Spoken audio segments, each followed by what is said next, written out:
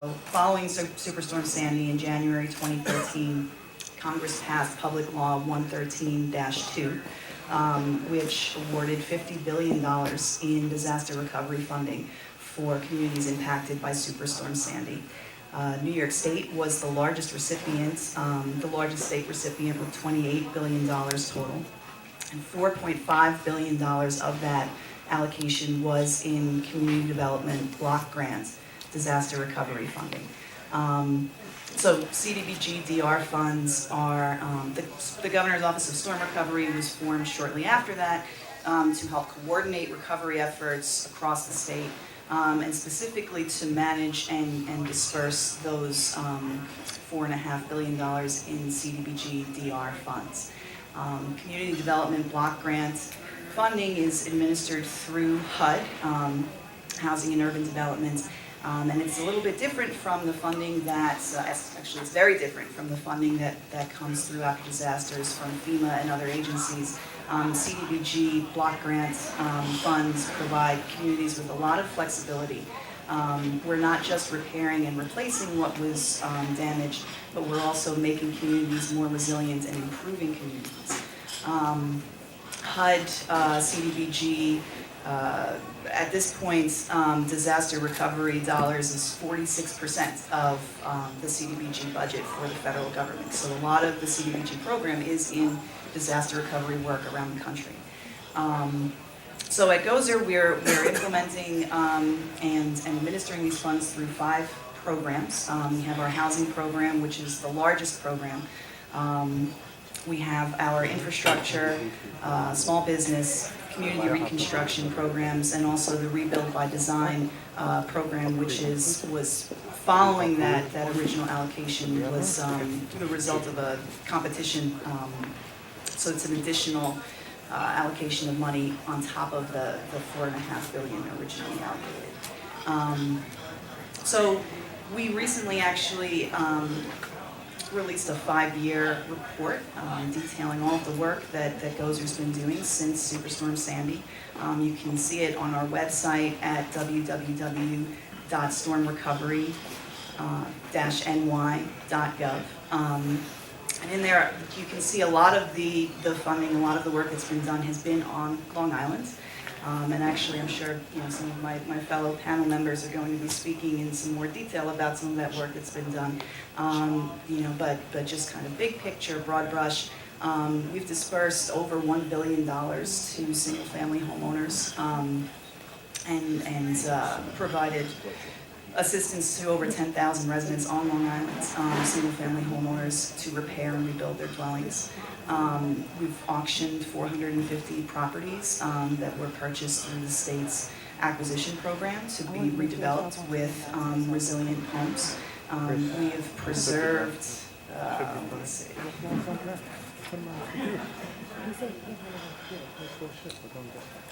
650 properties across the state through our buyout program, our acquisition program, which will be returned to their natural state. And in the infrastructure program, we have dispersed over $300 million in funds across the state. That includes $56 million that have been dispersed for improvements at the Bay Park Sewage Treatment Plant in Nassau County. It's part of an $810 million renovation there that the county is completing.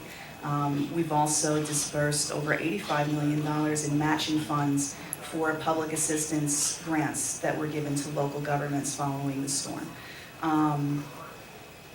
And then for community reconstruction, which is my program, so it's close to my heart, and I know there's some familiar faces here who are directly involved in our Long Island communities. We have 22 communities on Long Island that are in the community reconstruction program. It's really a groundbreaking program for disaster recovery in this country, to have a grassroots planning process that's community-based as the first phase of the program.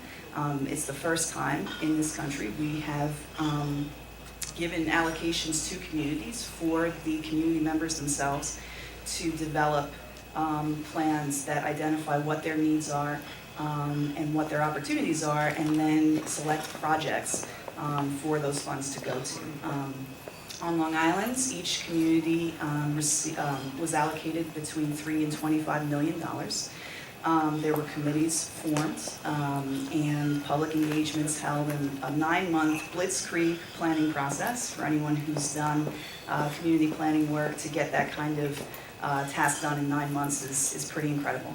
And it took a lot of time and effort and volunteer hours from people in those communities. And we are now in implementation. We have $250 million in funds, 80 projects across Nassau and Suffolk counties.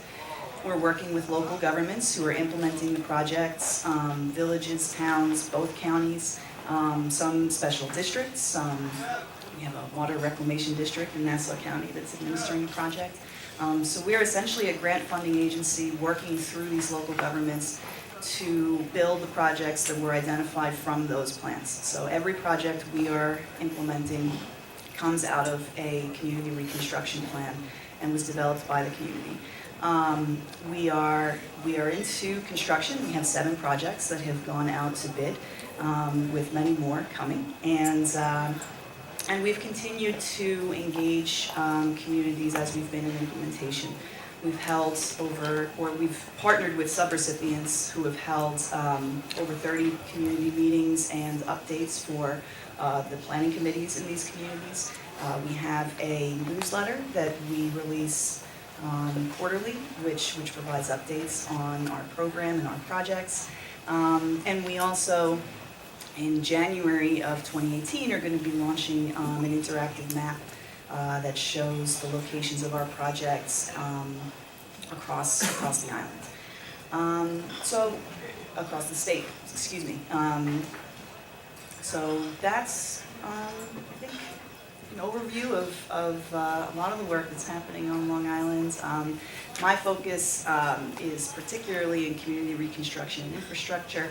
Of course, there's a lot of work in the housing program. It's actually it's actually more of the work that Gozer is doing dollar-wise. So, and I think some of the people on our panel will be speaking to that. And then, of course, one thing to mention, and I think probably Mara was going to speak to this specifically. Most of our projects in community reconstruction are construction projects. We're doing, more than half our funds are going into flood mitigation, drainage improvements, so tidal backflow prevention, increased pipe capacity, things like that. And we have a lot of funding going to resiliency upgrades for critical facilities as well. But we also have 2 planning studies that look at downtown areas that were directly impacted by the storm, because social resiliency is equally important to infrastructure resiliency. And the fact that we live in an area that is very socially resilient and was before the storm is part of why our recovery has been as successful as it's been. But for the communities that are at risk and are vulnerable, we have included that kind of work as well, and it was a priority for the committees in those communities to include that kind of work moving forward. So I guess I'll hand it off to our next speaker. Hi, I'm Mike Gardnowski from IBTS, Institute for Building Technology and Services. I'm not Hugh Hyman. I have to apologize. Hugh is located in Louisiana. He's our national expert in CDBG, DR grant management, as well as HUD and FEMA. And unfortunately, he was not able to make it. But I'll just tell you a little bit about our firm. We're a national firm. We do grant management, and we focus in on both HUD and FEMA grants. We also do disaster recovery. We've been intimately involved with Gozer and the Sandy recovery for Build It Back, and we've got a lot of experience here in New York. But we're a national firm. We're obviously very involved right now with the work that's going on. Similar, we've got a tremendous amount of experience with disasters around the country. Basically, we have about 80 people working right now in the Houston area, and Louisiana, and Florida, and we have a team in Puerto Rico helping with that recovery efforts. So, we're here. Many of our people, local people like myself, are longtime residents of Long Island, and we're here to help We are a 501c3 not-for-profit company, and we like to apply our specialty to this particular area because we like to help people. And I know that's easy to say, but we found a formula, we found a sweet spot in the community that we can provide these services to and to help with. So with that, I'll hand the ball over. Thank you. Good morning. My name is Joe Donahue. I'm the president of American Mobile Home Leasing, and what we do is, as far as resilience here on Long Island, is we provide on-site emergency housing, albeit in a basically a non-traditional way. What we utilize is manufactured homes, which we've been doing so since 1971. So we've helped out quite a bit of our neighbors, in the last almost 45, 46 years.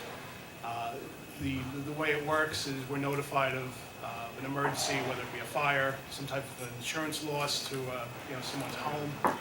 We're contacted either directly by the homeowner or through an insurance carrier. And what we'll do is we'll contact the homeowner and make arrangements to get them housed as quickly as possible.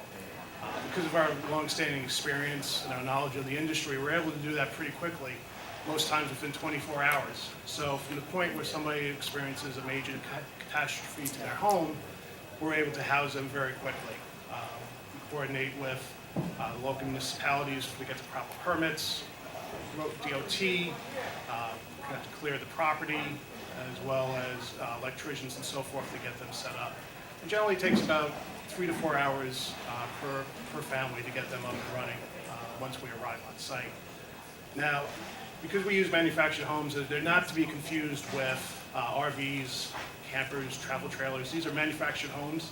They're made specifically here for the Northeast as far as snow load insulation. Excuse me. So they're very, very comfortable. And we've been, very successful at providing our customers with a variety of different homes. We have double wide units, which are 3 bedroom, 2 bath. We have 2 bedroom single wide units, 2 bedroom single wide units, and smaller 1 bedroom units. So we're pretty much able to accommodate most any family configuration that we come across. One of the more important things that we had to deal with recently here, within the last 5 years here on the island is Sandy recovery. We're still working with families today that are affected with the storm. As Andy's going to talk to as far as lifting and revitalizing their homes, they need a place to stay, while their homes are being lifted.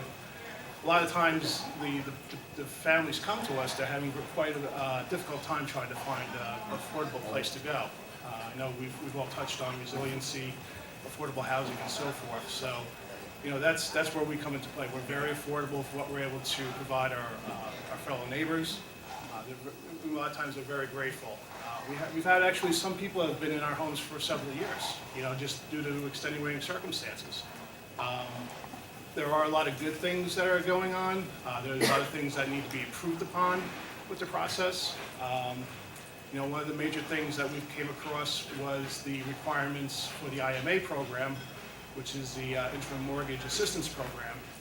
Because it's done federally through the HUD program, you only get federal assistance if you have a mortgage. So people who have paid off their homes, they're excluded from this program, so they have to pay out of pocket. We've dealt with a lot of elderly people who are on fixed incomes who needed a place to stay, but they couldn't get the IMA because it's a HUD program. So, there's things that we need to keep in the forefront, keep in the discussion about how we can continue to improve on these processes. Thank you. I want to compliment and thank the panel for bringing all your expertise to everybody. Thank you. Everybody has seen these houses up on stilts, cribbing, Jenga blocks, whatever you want to call them. John, if you wouldn't mind, maybe just pass these around. You'll show everybody from start to finish what we do. Thank you, John. When the storm hit, I should start by saying Long Island could have been devastated from what happened. It did get devastated, but it could have been a lot worse. I really had, in the pit of my stomach, felt like it was the end of all South Shore and everything. It was like the end of the world. I saw it more than most because of the industry I got into. I was fortunate. I had enough trees down on my property, I couldn't get off my property for a couple of days, not that I'm complaining, but that's all I had, that and some power out. These people really were devastated. That being said, always lived in Long Island, and next thing I knew these homes were gonna be fixed, but they had to be elevated. I bought a business out of California.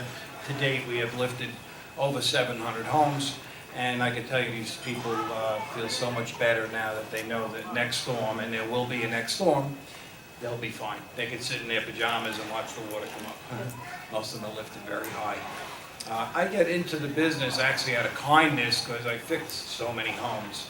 As I said, my house was okay. I have a very large construction business in addition to this lifting business, so I was able to give my people to people that really needed it. We fixed a lot of homes, and as I stated, these homes were going to flood again.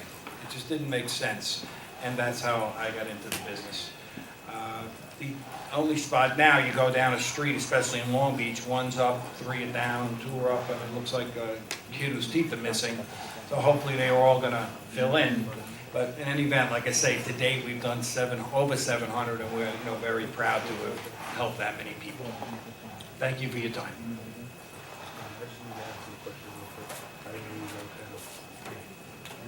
Got it? All right. Morning. I'm Marwa Fawaz, Senior Project Manager at VHB Engineering. As Jean Marie mentioned earlier, we were actually hired by Nassau County DPW about April of last year to complete a Baldwin resiliency study. So Baldwin, the hamlet of Baldwin in the town of Hempstead in Nassau County received a grant through GOSER to basically look at making their community in downtown and commercial corridor more resilient. So the study focused on opportunities not only of physical resiliency and storm resiliency, but looked at also economic resiliency. Because to be resilient and to be able to bounce back from any kind of natural disaster or storm not only means to be able to be physically resilient in terms of infrastructure, but to be able to bounce back economically and socially as well, as Jean Marie mentioned earlier. So our study focused on opportunities that would also would address storm resiliency and economic investment, as well as housing options, increased mobility, enhanced public open spaces. We did this through an extensive public outreach effort. We found that the Baldwin community is such an amazing community, very tight-knit.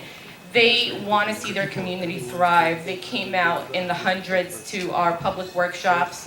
We met with the Civic Association, the Chamber of Commerce, the fire department, the library. I mean, really the residents and the community was so opening and welcome to contributing to this study because they knew that this is what would make their community that much better.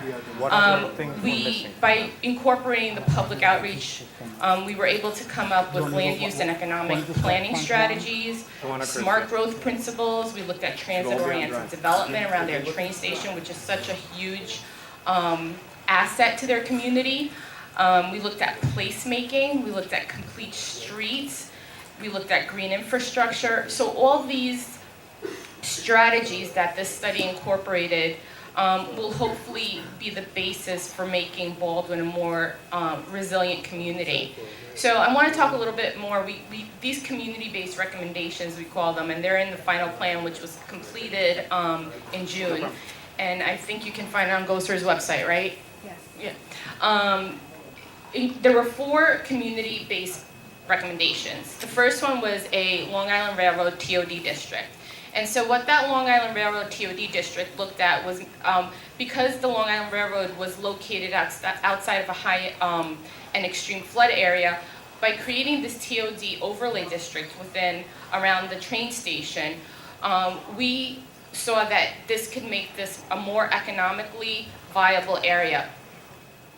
Retail and restaurants will want to come to this area. Housing, we wanted to make sure that there was housing, a mix of uses that would allow for, accommodations for pedestrians, for bicyclists, and incorporating green infrastructure and the Long Island Railroad Station enhancements. By making this central location somewhere that Baldwin can thrive in, we were able to economically, and when I'm talking about economically, we actually did the numbers. We had an economic consultant on our team who looked at how this would help Baldwin bounce back in terms of tax revenues, et cetera. The other aspect of our recommendations focused on complete streets. So designing the streets so that they were welcoming to pedestrians and bicyclists. So we included traffic calming measures along Grand Avenue. We looked at curb extensions and medians. We looked at high visibility crosswalks, increased signage, enhanced and widened sidewalks and curbs. And we also looked at more convenient and well-designed bus shelters in that corridor. The next recommendation topic that we looked at was green infrastructure, which is huge in terms of storm resiliency and making sure that storm runoff doesn't impact the streams, et cetera. So installing green infrastructure systems that would help in terms of storm and economic resiliency, improving the quality of stormwater runoff through attractive vegetative stormwater planters, street trees, and permeable pavers. These were all recommendations made in the plan that Baldwin could then use and hopefully get additional grants for through the state, through the federal government, so they can implement in their hamlet. The last but not least was the storm and economic resiliency community-based recommendations. And this is the big one for this. So the plan really focused a lot on what are the next steps? How are we going to do this? How are we going to implement all these recommendations and all these ideas? So we looked at preparing an emergency transportation plan. The community's big thing was we didn't know how to get around after the storm. We didn't know how to communicate. We couldn't get supplies to where we needed to get them. So preparing an emergency transportation plan for the future was a key component of one of these recommendations. Another one was the storm survival guide and disaster guide. How do we handle the next storm? Making sure that businesses in the commercial corridor have this information at hand so that they are prepared. Wi-Fi technology and charging stations at the Long Island Railroad Station. We're seeing it in the city now, smart cities. Making sure that you have this accessibility to Wi-Fi and bandwidth. Branding the Baldwin community so that it can maintain its economic viability.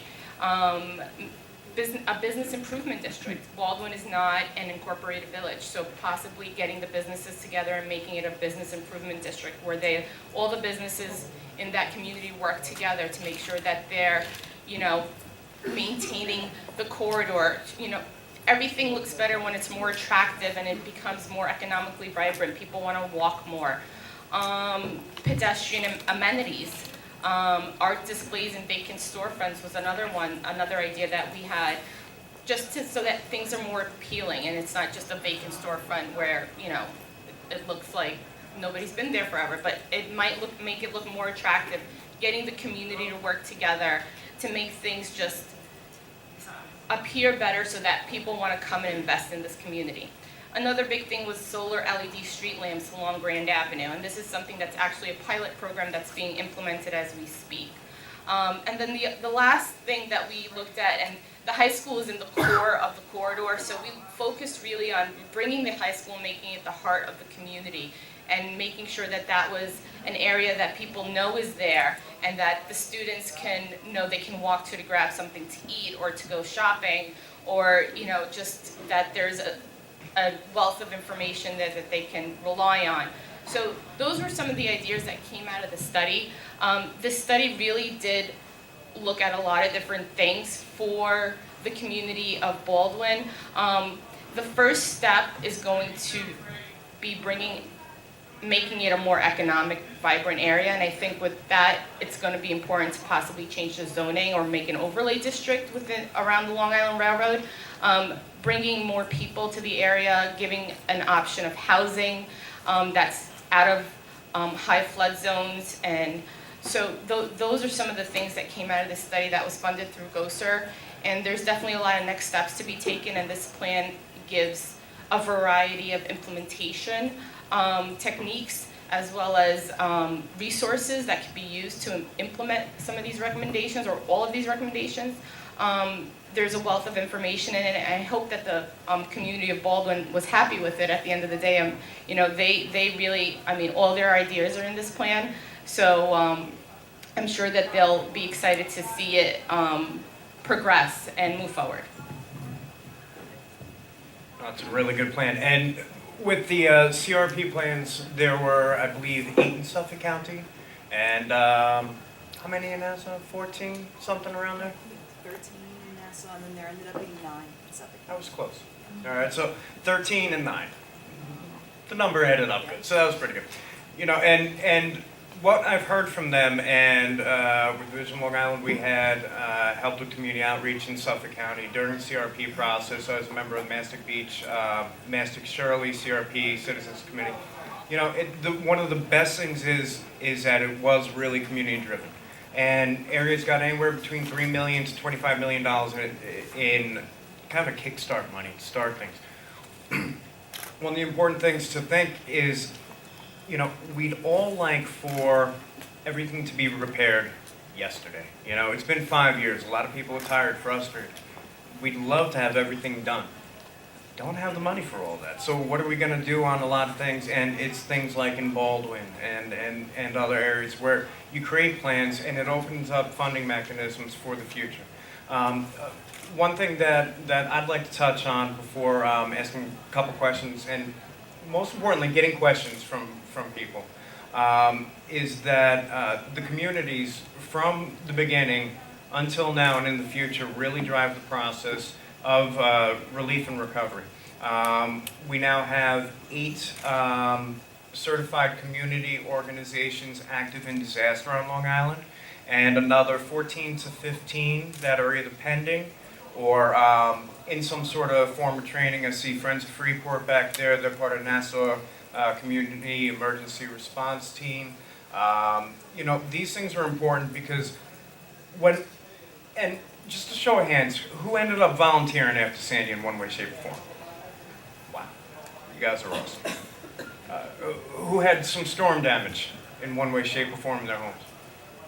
Even less than the volunteers. But, you know, how great is that? We need to make sure that even what they call blue sky days, hey, look at that, it's blue skies. During blue sky days, that we're preparing for the next event with the communities. Okay, and it's really important to make sure that you're engaging in things. So when something does happen, we're more prepared to react properly. We were kind of just, you know, going with it as we were learning. And we learned quite a few things from it. And one of the greatest things was the community reconstruction program process, where the community was engaged in making decisions for their community's future. And the Baldwin Project's a beautiful job. I want to see if any of the panelists have any points where they think that we need some improvement going ahead and possibly a solution towards moving ahead to prepare for our next event. Nothing? Oh boy. Well, then the crowd. Okay. Anyone have in the back? I have questions for regarding the Office of Storm Recovery.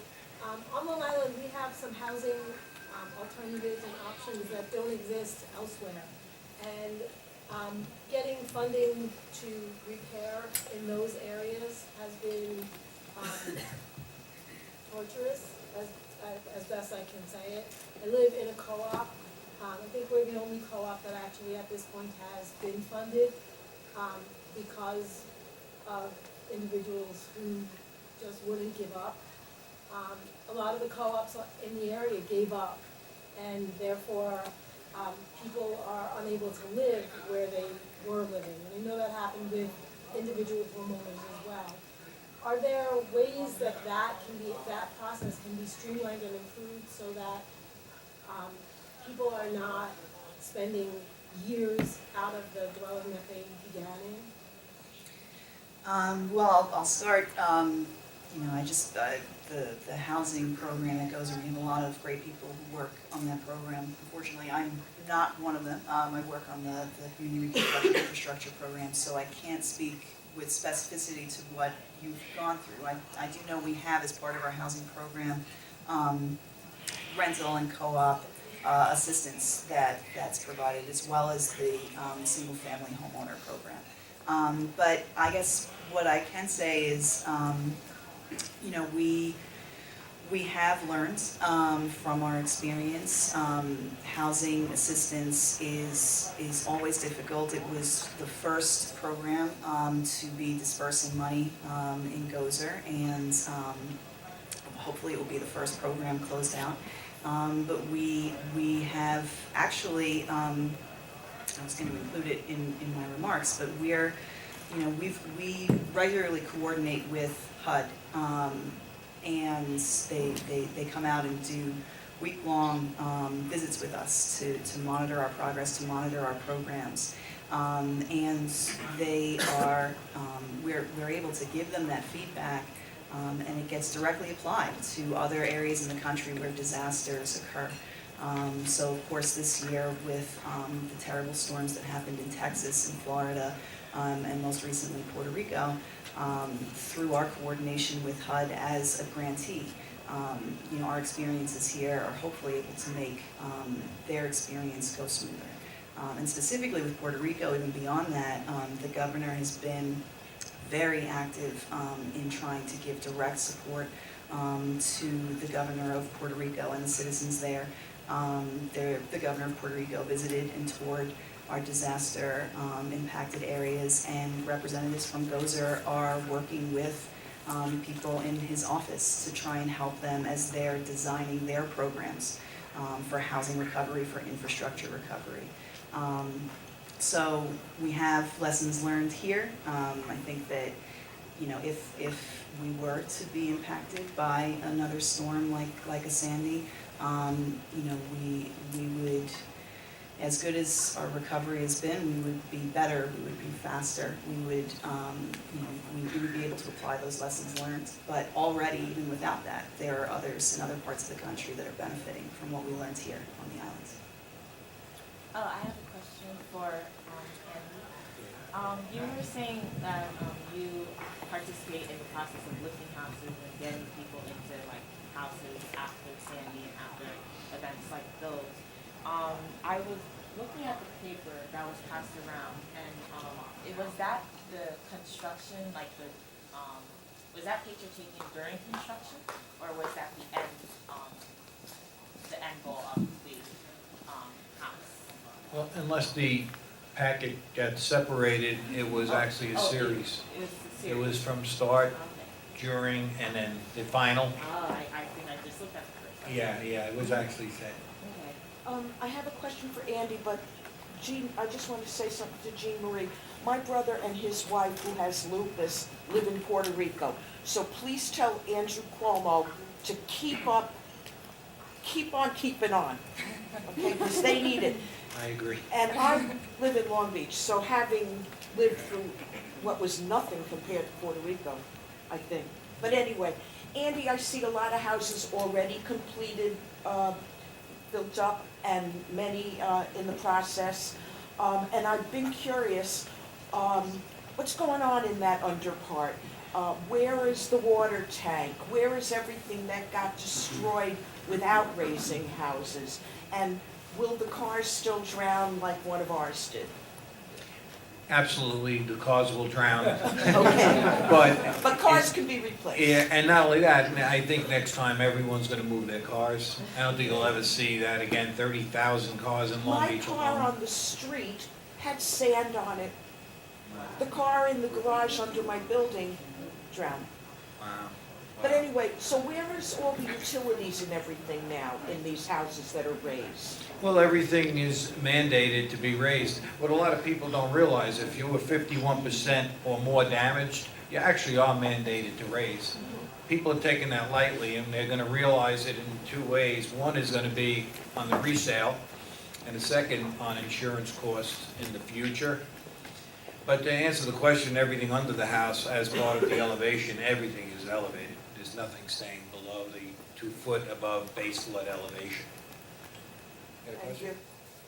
So I hear us talking a lot about preparing for a future storm, and I don't really hear anyone talking about the fact that we're going to have sea level rise. Our coastal communities are going to continue to be damaged and flood. It is not going to take a major storm to do that. Storm surge, the fact that we have non-permeable surfaces that are all the infrastructure that we create. We do not have green infrastructure. We do not have LEED certified buildings in those areas. And all these communities, even though they're raising their homes, if you have emergency services that need to get in, you're not raising the street that they're on. So now you have emergency services who are coming into these inundated areas, and these people are now putting their lives at risk to protect and help the people who are in the areas where their homes are. Are any communities thinking or talking about retreat, are talking about moving away from these coastal areas so that we don't continue to rebuild and don't continue to spend billions of dollars on making communities, we're building back on the places where we know we should not be building, and I don't know if I haven't heard any conversations yet. I'm gonna hand it over, but I think John addressed that we all wish it could go faster, but it's certainly a money issue.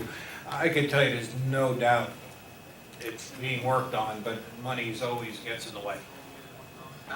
Definitely, and that's what studies like the Baldwin Downtown Corridor and Commercial Corridor studies look at, is preparing for things like that and making sure that those same things don't happen again. I mean, our study focused on putting housing out of low-lying flood areas, focused on putting in green infrastructure, looking at emergency transportation plans, so that our first responders have a plan on how to get into a community and help them as quickly and efficiently as possible, and to get supplies to them.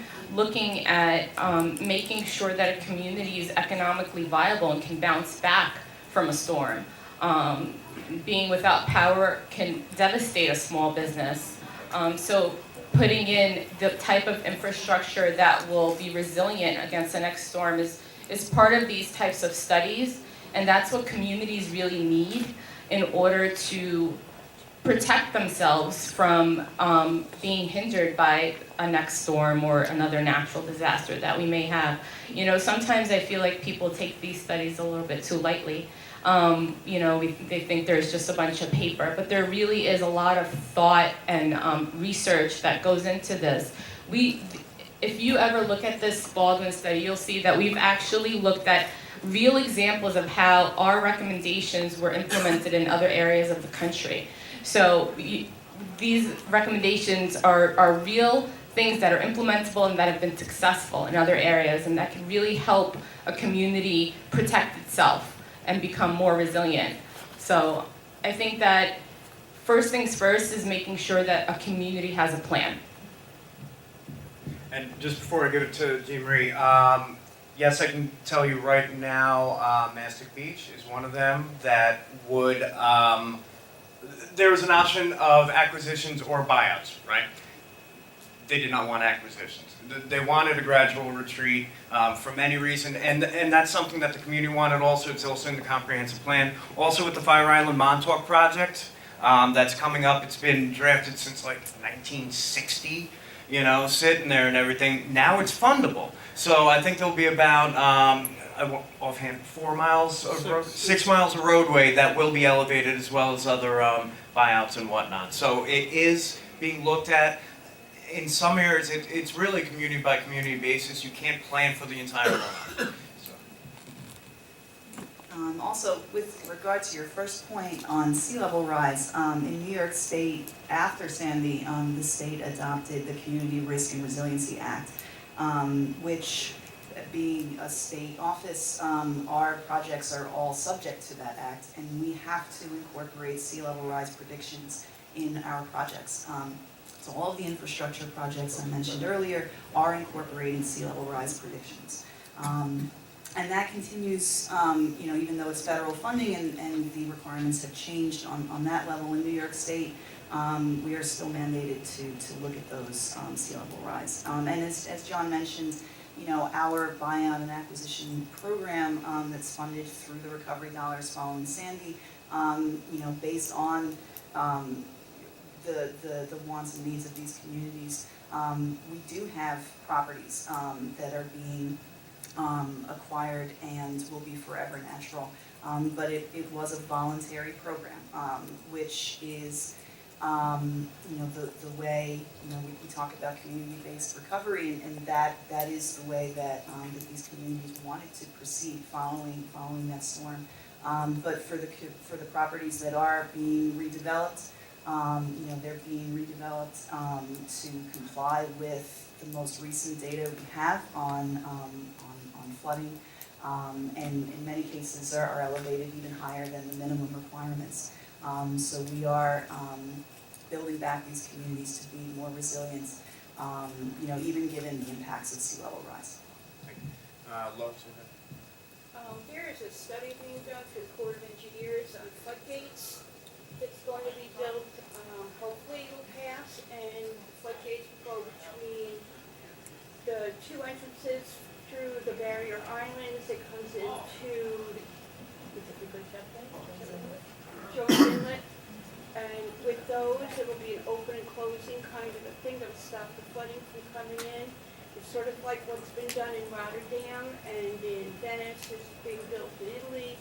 So it's a big study. It's just in the process of the Corps of Engineers now, and hopefully we'll come through it and it will happen. I heard your numbers in the beginning. You were talking about a certain number of houses have been made more resilient, and a certain number will be returned to natural state. And now you just talked about community by community. I guess my concern is, in a future storm, we're going to go out do the same thing. Now we've paid hundreds of millions of dollars to make these houses more resilient, and down the line we say, you know what, we do need to retreat, and now we have to double pay to try to make those, to encourage or at some point force people, to return to a natural state. And now so we're just throwing money after money, raising roads and buying houses. And I'm just, we keep pushing it off because we go for the easiest. We go for what the communities want. But sometimes the communities aren't aware. If you go by the people and there isn't a plan, I think that's a problem. And we're reactive when we have a storm, when we have an event. And it's great to get, the boots on the ground. And I thought the grassroots effort was phenomenal. Phenomenal. Like all the different things that were happening and a lot of good things. But I think in terms of the houses, when we're talking about Long Beach, and some houses are up and some houses are down, but Long Beach in general, the water just came up. It's going to continue to come up. A lot of South Shore towns, the water's just going to continue to come up. Why are we throwing good money after, we'll be throwing good money after that. It's an explosive question. It's a hard question, but you know what? It's a question that should be asked, and it's a valid question. It's a valid concern. So it is a difficult question, and I understand what you're saying. I think in the aftermath of Sandy, the state of New York made decisions to really base our trajectory and our programs on what those communities at the most local level wanted to see happen. And even through the community reconstruction program, these communities that had planning committees that developed plans for their communities, they wanted to rebuild. They wanted to become more resilient. These are communities, with sea level rise, we're looking at potential flooding that could exceed Sandy levels. But for a lot of these communities, the flooding they saw with Sandy had never been experienced before. There were communities that never saw coastal flooding that were flooded with Sandy. So, I think that we do have, I got a panel like I going, said, I a guess. voluntary program Your voice, of excuse me. earlier. Your voice is carrying over. Can you keep it down, please? Thank you. Because that's what these communities wanted at the time, and the fact that these homes are rebuilt, some of them are still in construction, some of them have been raised already. There's value. Those people are back in their homes, and I'm not an economist, but the economics of that, you know, even if there were to be future storms, future sea level rise, future impacts, you know, there is value for these communities that have been able to come back, and for these people who've been able to stay, in these communities. And, you know, I think that,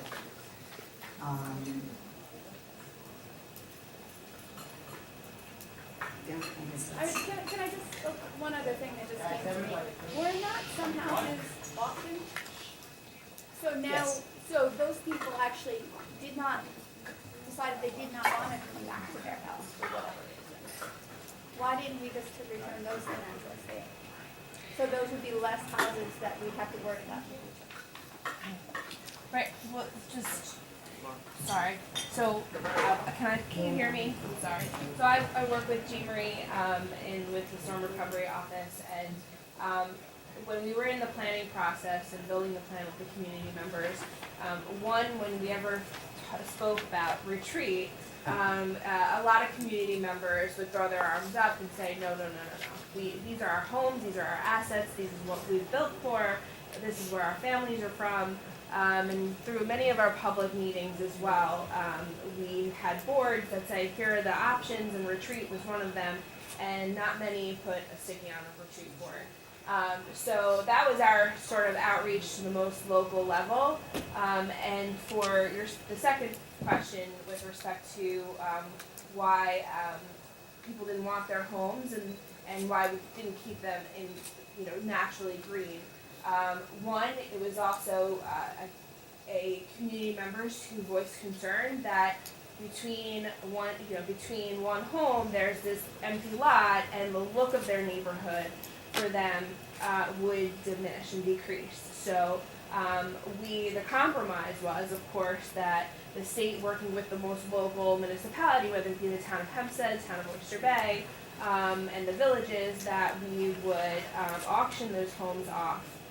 But those that were to purchase them had to go through a series of training and had to understand how to have the criteria and the background to build a house that would sustain, a Sandy event, or sustain the numbers that were required if they were 51% damaged. So there were some compromises that were made because residents didn't want to see, a home, a grassy area, because you can't force these community members to turn around and ask them to leave their homes.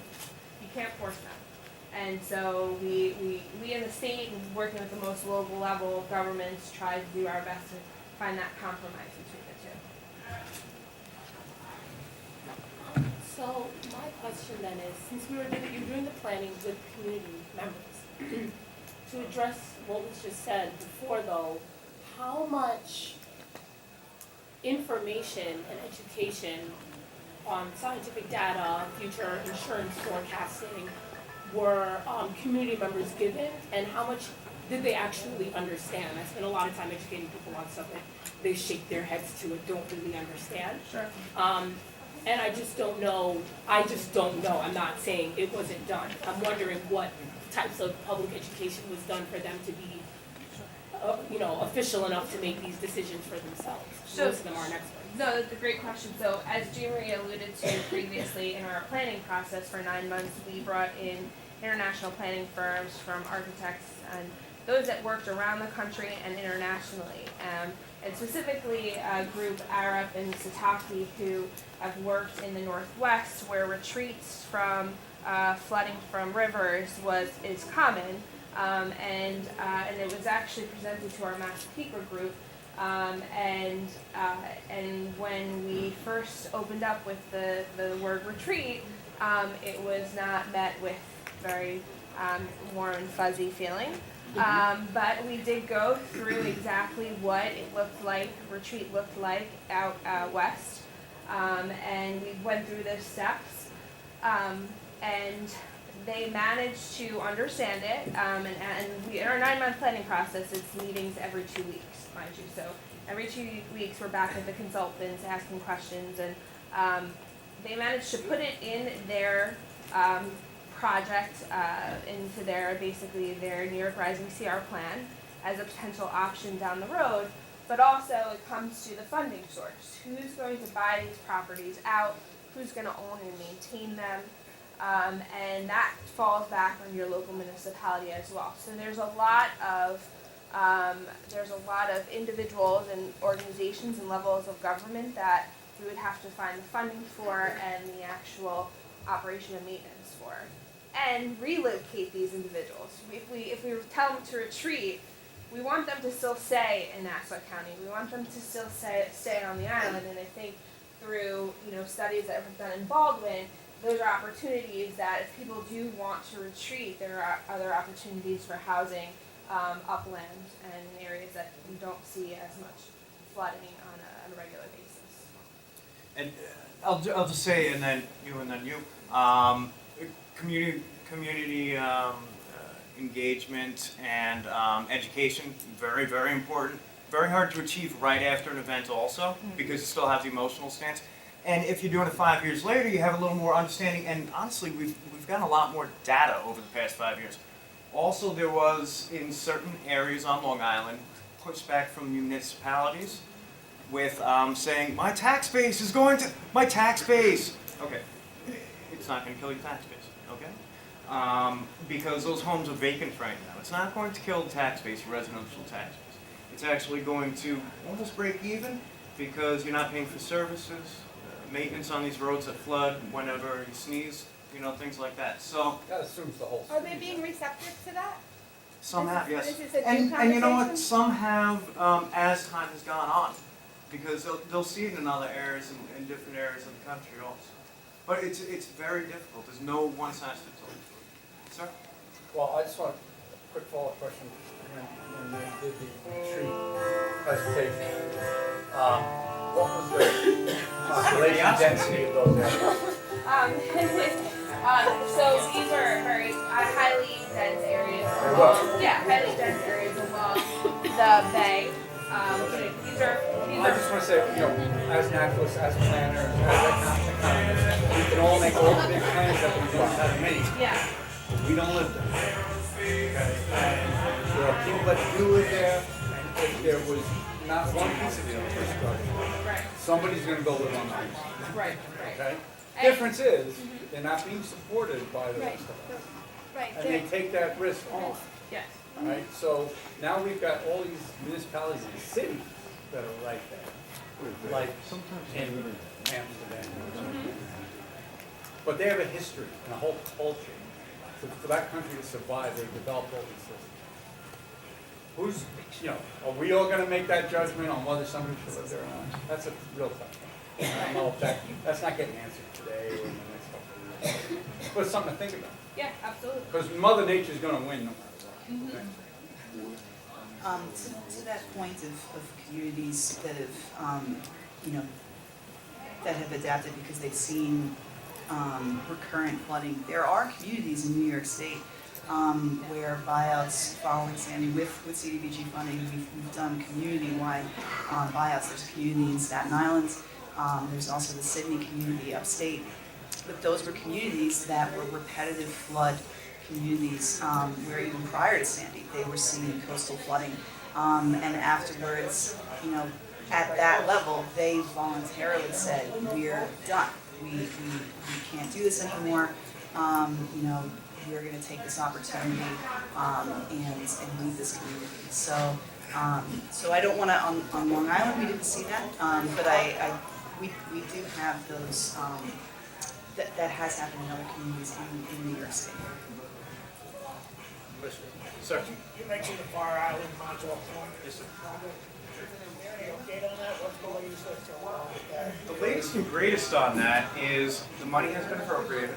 It's gone to the Department of Interior, and it's actually starting to move forward. I know they looked at some dunes somewhere and we'll have some. Yeah, so far they have restored some dunes, some house buyouts, there's going to be additional house buyouts, and elevations. But it's, you're dealing with quite a few levels of government. I think that we've all learned from Sandy that dealing with multiple levels of government can be a challenge. So it takes a little time. Right now, it's sitting with the Department of Interior and has been approved, and we'll move it. Just saying, have to call that down to raise some of those. Yep, absolutely. Yep. And also the floodgates that I know was proposed by Robert Kennedy Yes. from Freeport. If he does, the floodgates is a great idea, I'd like to work on them, that could be good. But Gilgo is a very low point on Fire Island, so if that water is gonna come somewhere, it probably could breach Gilgo again, which could be, so that needs to be. You know, with the planning process, you know, they take all these things into account, and this is why some things take, you know, we're working on 60 years planning for FIM, you know, but the good news is, in some ways it's almost good that it hadn't been appropriated and funded 20 years ago, because it might not have been done according to sea level rise. I said it's sea level rise, okay? Things of that sort. I know, bold move, right? We can still say it. Yeah. Yeah, but, you know, it will, it is moving ahead, it has been appropriated, there hasn't been any cuts to funding as of yet. So it has been moving ahead. I actually sat with Congressman Zeldin regarding that. He is helping to move that ahead as part of his district. So it is moving ahead finally. So, With the temporary housing, funding for that, like Joe had mentioned earlier about the people who have paid off their mortgages, is there something that is looking to do to help the people who have paid off their mortgages or for temporary housing? I don't know. We wouldn't know with the housing. We would have to follow up with our housing team to see what they've done to assist those that don't have mortgages. And then what about the people who still want to raise their houses but haven't applied for it? I know that there was a cutoff point for temporary housing. Now, what about these people now? My understanding is the deadline has passed, and due to HUD guidelines and HUD deadlines, by the time we actually have to finish and close out, there's no room to reopen any of the those that want to apply, additional members that want to apply. What do you tell those people? There are programs through the local municipalities like Town of Hempstead, Town of Oyster Bay, that they can seek HMGP funding to raise their homes. What does that stand for? Hazard mitigation, grant program, and it's through New York State DSHS, the Department of Homeland Security, and you would have to, the homeowners, whether it's yourself or multiple on the street, could approach your planning department, approach your building department, and explain that you're interested in HMGP funding to raise homes. It's not a quick process. It is when FEMA and DSHS have the dollars to give out to local municipalities that have expressed the need for it. So it's done at the most local level for the residents to go to their building department or their elected official and say, here, this is the group, 4 homes on this road would like to be raised, and we'd like to seek funding through HMGP. So that's one option. Is that, HMGP, Hazard Mitigation Grant Program. does that program also provide educational assistance? We're talking about, it's like, we looked at the state task force on sea level rise. We know our North Shore marshes are going to be inundated within 30 years. Is there educational grant funding available? Well, through educational grant funding, through HMGP, I'm not familiar. It's a FEMA-funded program, so I believe that it's strictly design construct dollars for those that want to elevate. But the Town of Oyster Bay has actually been through the process in their intergovernmental affairs office. They've actually worked with the feds and the state for that funding. and to raise homes. Though the Freeport is another great example. They have also done that as well. But are So those just grants to lift the house, is that also? Sorry? Is that just grants to lift the home, or is that also for temporary housing as well? I believe it's just for lifting the home, but I'd have to defer to FEMA for what it encompasses. You need a couple of homes in the area to get that? You're likely to get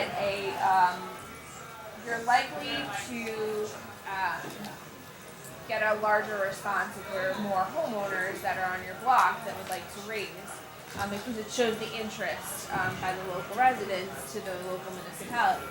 But if it's just one at this point, I would call, if you live in the town of Oyster Bay or you live in the town of Hempstead, I would call and see what